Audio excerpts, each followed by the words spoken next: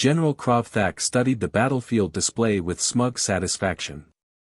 His hegemony forces numbered 50,000 strong, elite warriors equipped with the finest weapons and armor the galaxy could produce.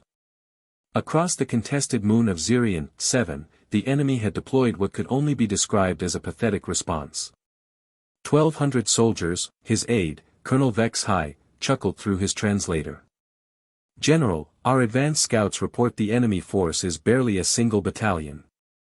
This will be over before the midday meal."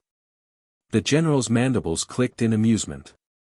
The Confederation has grown desperate indeed if they think such a token force could hold this position. He gestured at the strategic mineral deposits scattered across the moon's surface. Perhaps they've simply given up. Through his field glasses, Krovthak observed the enemy positions. Their defensive line looked almost primitive, simple earthworks and basic fortifications that his heavy weapons could obliterate in minutes. The soldiers themselves were barely visible, small figures in unremarkable armor moving with efficient purpose. "Begin the assault," he commanded. "Wave formation. Let's demonstrate the futility of their resistance."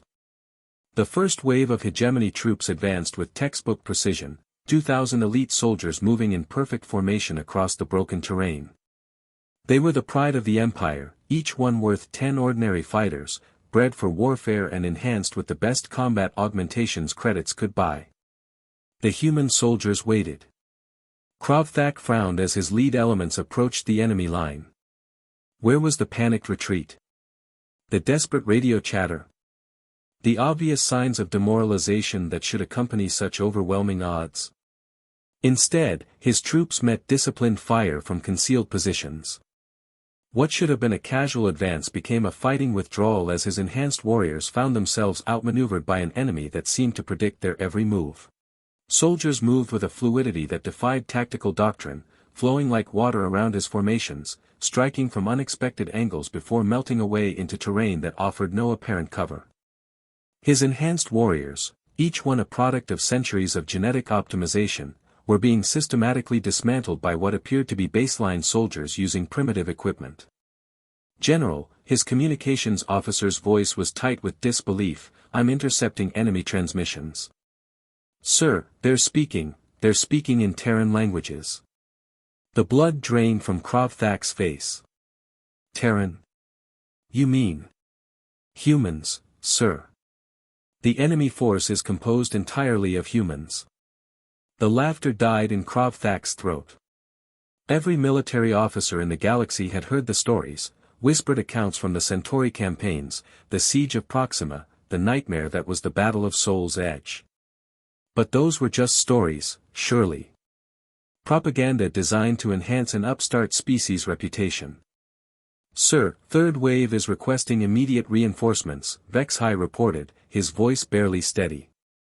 "They report enemy soldiers moving through our lines almost like ghosts.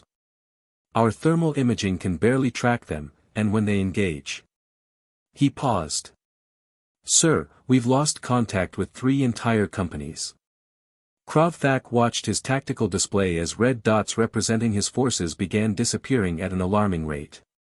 1,200 humans were systematically destroying an army 40 times their size. "Impossible," he whispered. "How can baseline creatures, no enhancements, no superior breeding, no advanced technology, how can they be this?"